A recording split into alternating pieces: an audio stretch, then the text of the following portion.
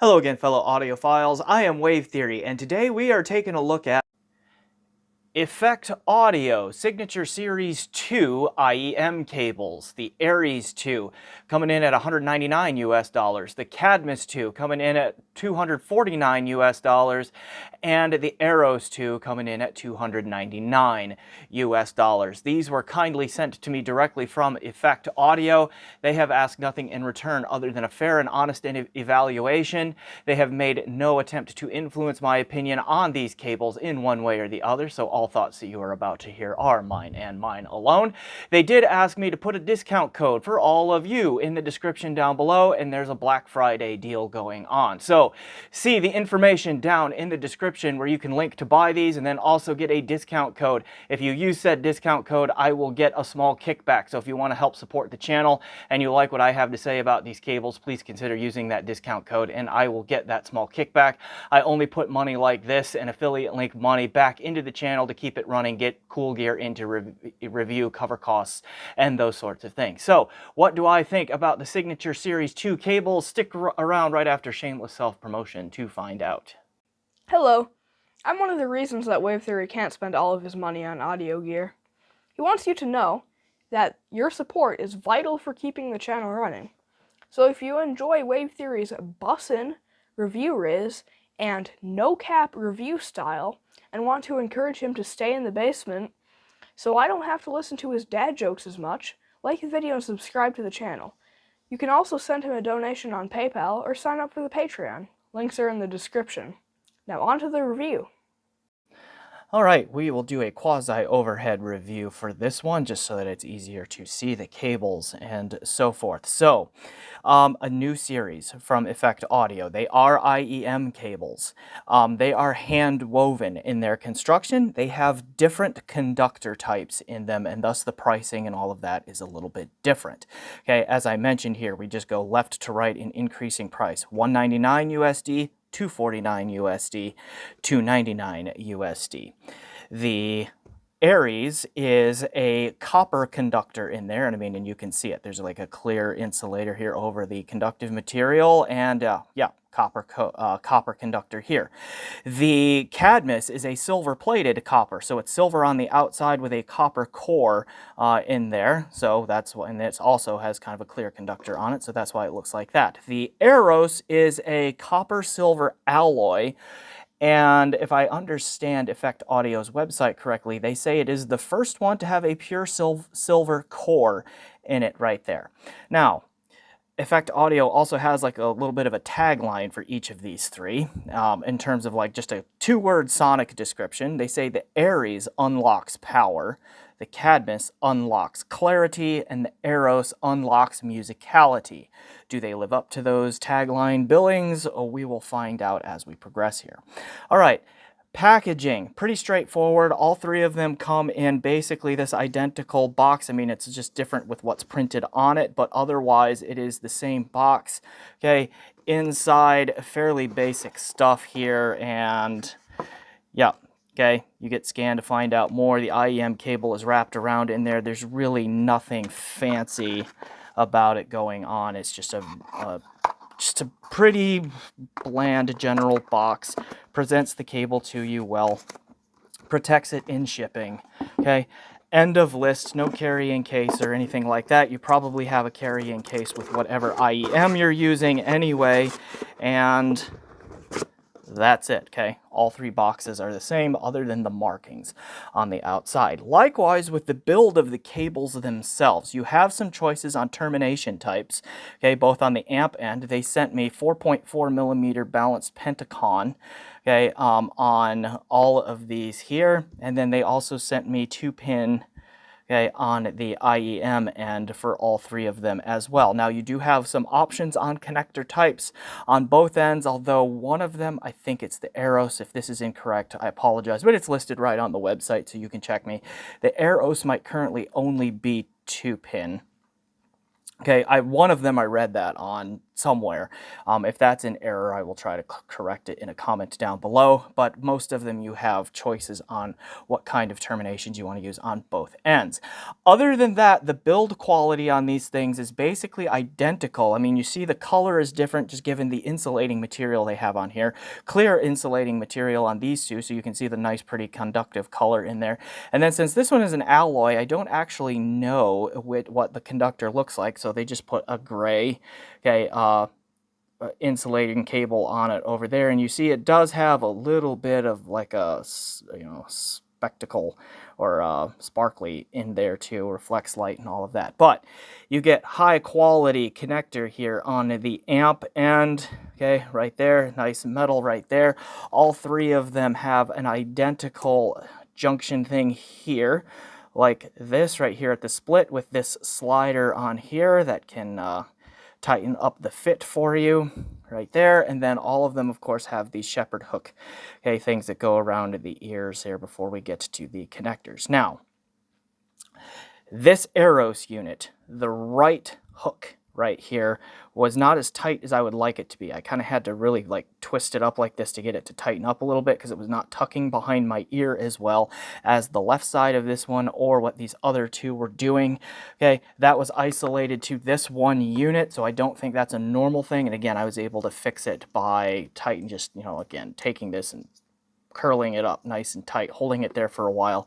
It did tighten up and tuck behind the ear better at that point. So that's about the only thing that I noticed there in terms of things that were just a little bit undesirable in terms of build, but they are well-made cables.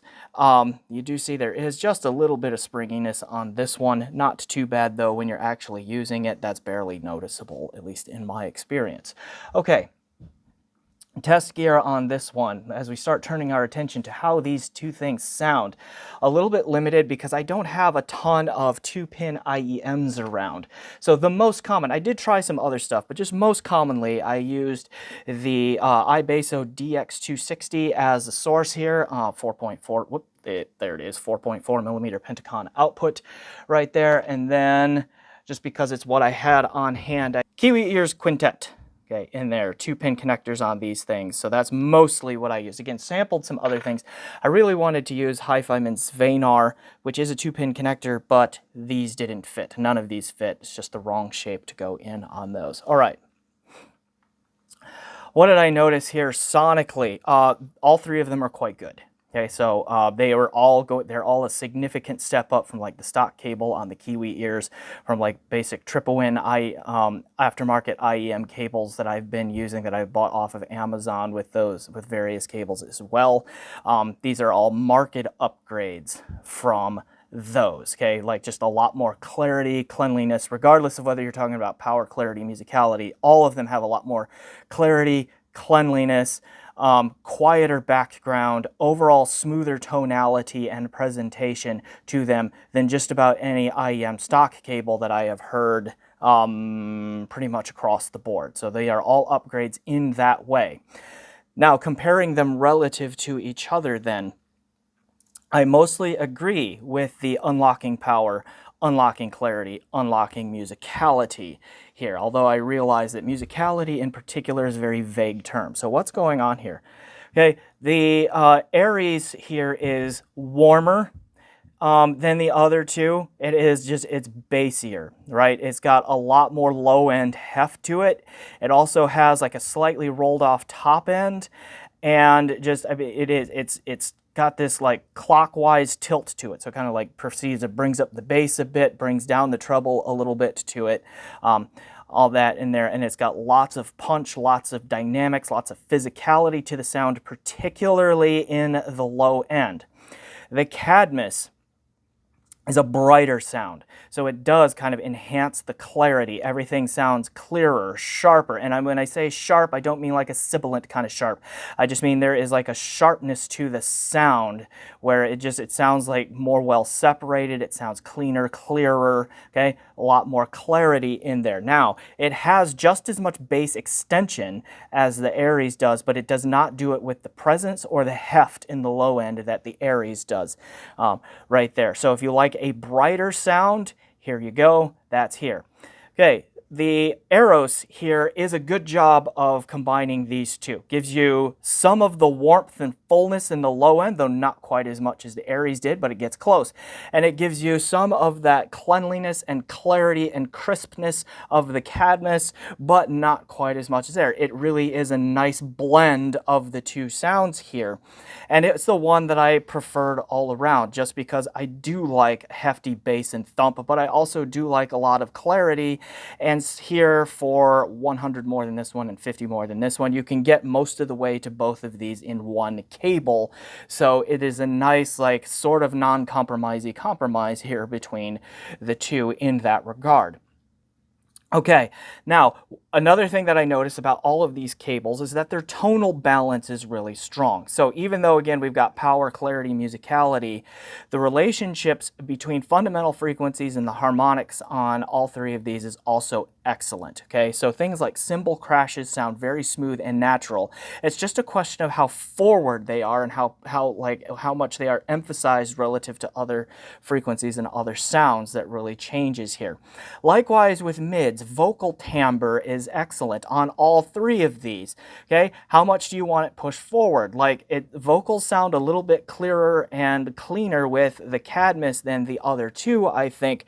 Even though I think the Eros has the best tonal balance in there, it's just the vocals don't stand out as much. Just again, this one is emphasizing the clarity. The higher frequencies, the upper harmonics of vocal sounds, again, are just emphasized on this one, which makes them stand out a little bit more. But I think the Eros here has the best vocal timbre, and that starts with the best tonal balance through the mid-range frequencies on this one. So I think the Eros just has the best timbre, okay, of these three, period. Okay, regardless of frequency or anything like that, it sounds the most realistic in terms of its instrument sounds sounding like the real things, voices sounding like the real things, and then just also having the most natural and organic tonality throughout the entire audible spectrum, okay, to my opinion. All right, or in my opinion, into my ears, okay? But if you if you are an EDM and a hip hop listener, like that kind of thing, and you just need that thump and that oomph in the low end, Aries. If you are a person who is just a, you don't like as much bass, you do like a brighter sound, and you like a clarity emphasis with vocals to stand out a bit more, Cadmus. Okay, if neither of those two extremes sound like you, Eros. Okay, so you have like options here, all with the same basic build quality, same basic aesthetic, same basic fit, okay, and all of that going on here in the Signature series. So do these get my recommendation? Yes, they do. Okay, really solid IEM cables here, and so a little bit shorter, quicker, sweeter video this time, hopefully. Okay, if you're in the market for a mid-priced IEM cable, give the Signature series a go here. They are pretty solid cables. So a reminder, if you like what I have to say about these, there's going to be a discount code down in the description, so see details for that in the description below. And if you use that, I will get a few bucks back on these, and I will really appreciate the help if you do. All right. Thanks as always for watching. Please remember to like, subscribe, comment, generally do those things you do to support YouTube channels, like checking out my PayPal and my Patreon and so forth. And thanks again for watching, and as always, enjoy the music.